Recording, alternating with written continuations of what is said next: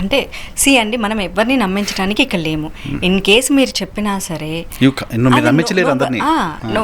నేను ఒక్కటే ఏం చెప్తా, కృష్ణుడు అంటేనే చాలా మందికి ద్వేషం. ఆఫ్టర్ ఆల్ మాధవి, నేను నచ్చితే ఎంత, నేను నచ్చకపోతే ఎంత. సూపర్ మీరు కృష్ణ లవ్ని షేర్ చేయడం కోసం మాత్రమే ఉన్నాడు అంతే.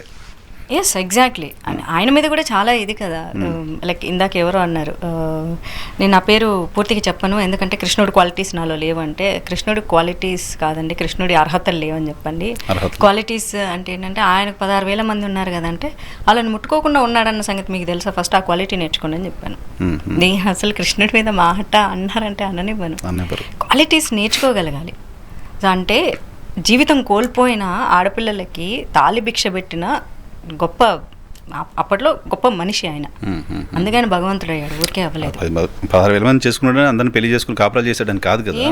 ఏమీ చేయలేదు. అంతఃపురాలలో పెట్టు వాళ్ళని జీవితంలో మళ్ళీ ఇంకొక స్థాయి కట్టేటప్పుడు తప్ప వాళ్ళని ఎప్పుడూ ఆయన కలవలేదు అసలు. మానసికంగానే ప్రేమించాడు. కేవలం ఆయన మానసిక అంటే రాస లీలలు, ఆయన లీలల్లోనే ఆనందంగా ఉంటారు. మనిషికి ఏం కావాలి? తినాలి, పని చేసుకోవాలి, ఆనందంగా గడపాలి. నిత్యానందంలో ఉండేది ఎవరు అంటే ఆయన్ని తలచి ప్రేమించిన వాళ్ళు. మనిషికి ఆనందంగా అంటే ఇంకేం కావాలి?